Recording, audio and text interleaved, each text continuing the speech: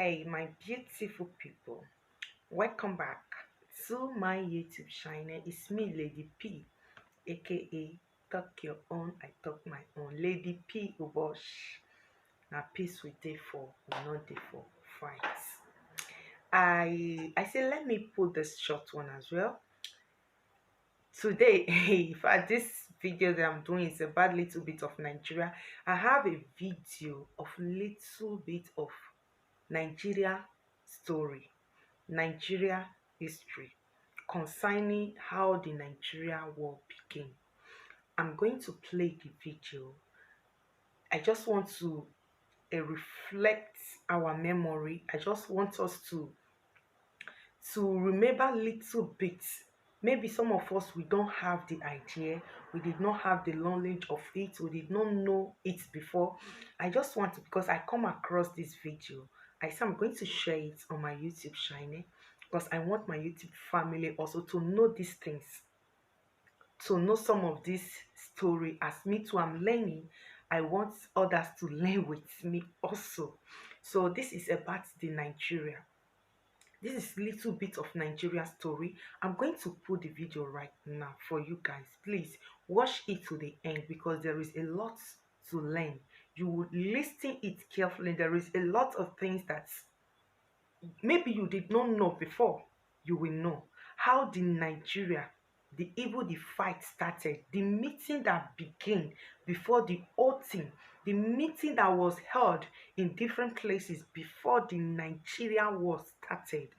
I'm going to play the video right now. You guys are going to see it, listen to it carefully. Just listen because it's educating. This particular video is educating, and there's something that you can learn from. Things maybe you did not know before. You will know some of them from this particular video. So my beautiful youth family, my beautiful YouTube family, like I said, on this platform, we bring a lot of news here. Apart from the social media gossip, entertainment industry, all those things, there are other news like things like this that will come along the way. So this channel is for many things. Like I said, we say everything here. Everything we say it on this channel. Everything we bring it on this channel, nothing but the truth for us to see, to open our eyes as well to many things. Here we talk of everything. No one is excluded. Everybody is included. No one is excluded. We are all included. Pastor Matao, housewife Matao, boyfriend Matao, girlfriend Matao, anyone, all. When you be say we get the real evidence of truth, we talk am. Then small gossip like some of the video when I see me say I still do for those entertainment industry area actors, actress, and our musicians, all those things we still they do all of them for here. So and all those ones, all the story when they go on for Nigeria street, all those things we they do all of them for here. So my beautiful YouTube family, I say let me bring this short one. Maybe you guys also will love to see this video because I saw it and I watch it and I say it's also good that my viewers also to see this particular one. That is why I say let me also add this one for you guys to see. Watch it to the end. It's very educating. This video is educating. There is a lot to learn and to understand from it concerning the things that have happened in Nigeria before. So that is it all for you guys today. Please, if you have not subscribed, do not fail to subscribe to help this channel to grow. Subscribe, share the videos, share them, let other people have a view of them as well. Do not be stingy with these videos on your channel. Please share them to your contact, to your WhatsApp, your Facebook, your messenger. Share the videos, share it so that other people will have knowledge of them. God bless you as you do so. See you in my next video. Bye bye. At 5 a.m. on July 6, 1967, the first shot of the Nigerian Civil War was fired at Ogoja, present-day Cross River State. The 30-month brutal war had begun, and over 3 million people would lose their lives in a needless and bloody war. 3 million people who would have contributed to the growth of the nation. Gowon's supporters argued that Ojukwu caused the war, while Ojukwu's camp pointed fingers at Gowon for the bloodshed. But no one has blamed Oba Eredjawa of Benin for his role. So you would ask, how did the Oba of Benin cause the war?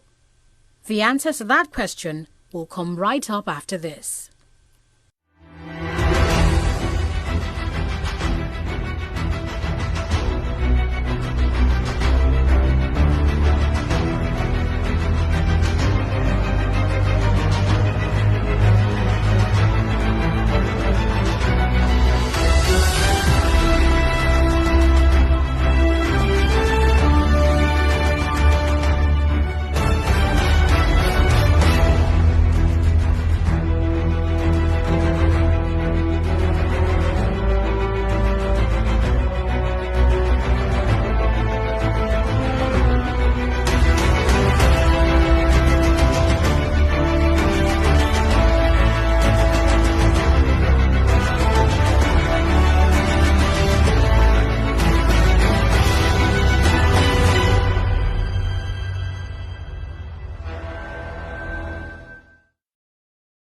When in March 2016, the Secretary of the Benin Traditional Council, Mr. Frank Irabo, announced that the leopard is ill in the savannah bush.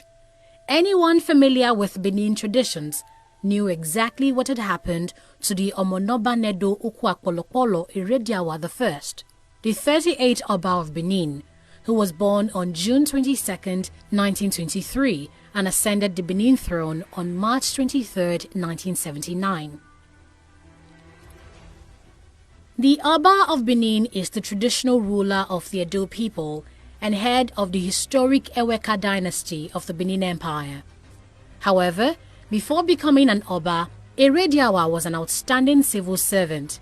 He in fact rose to become the Federal Permanent Secretary, Minister of Health, before he retired in 1973. He was then known as Prince Samuel Akenzwa. Akenzwa was part of the Nigerian contingents that traveled all the way to Aburi, Ghana, to attend what is now called the Aburi Meeting or Aburi Accord, where the Nigerian conflict was discussed between January 4th and 5th, 1967. Those who attended the meeting were Lieutenant Colonels Yakubu Gowon and Emeka Ojukwu, Commodore J.E.A. Way, Major Mobolaji Johnson, Alhaji Kam Salem, and many others.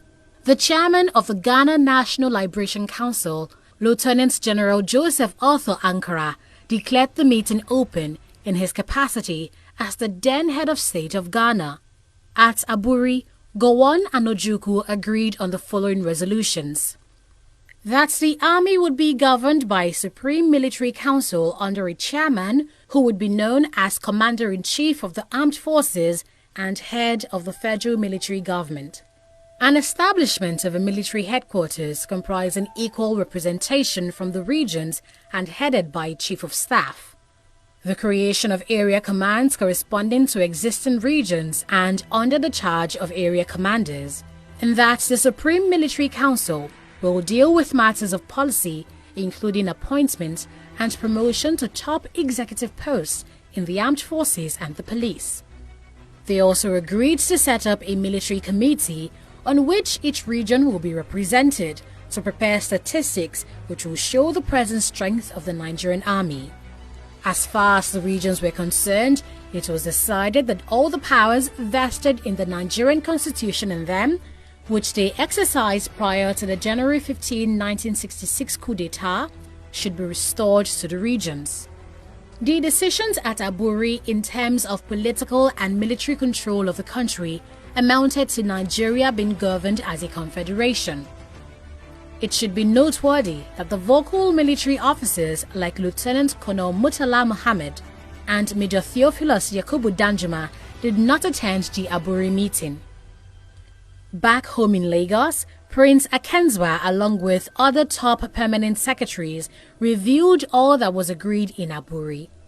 However, Akenzwa discussed with the head of state, General Yakubu Gowon, and raised objections to what was agreed in Aburi.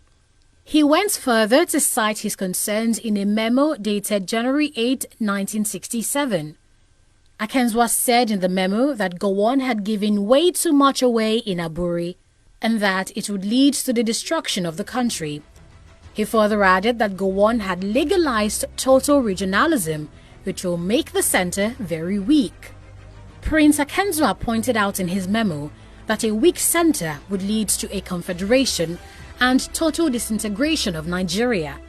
It was this memo that prompted Gowon to summon a meeting of the secretaries to the military governments and other officials, which was held in Benin City between February 16 and 18, 1967. The Benin meeting was a total rejection of what was agreed upon in Aburi. After the meeting, Ojukwu started the "On Aburi I Stand" slogan. Thereafter, the federal government promulgated Decree No. 8 of 1967 on March 10, 1967, which gave total powers to the center. It has been so since, and the ghost of that decree still haunts us today. Many years after the war, Gowon and Ojukwu interpreted what was agreed upon in Aburi in their own way. One of the problems at Aburi was that a portion of the meeting was not recorded. The military excused the civilians like Akenzwa at a certain stage during the meeting, and it was alleged that during this informal chat, Gowon made certain commitments to Ojukwu, especially on full regionalism. As long as Nigeria remains under one federalism, the memo of Prince Akenzwa, who later became Oba Erediawa I, which made Gowon cancel the Aburi Agreement and ultimately led to the civil war, will forever be remembered.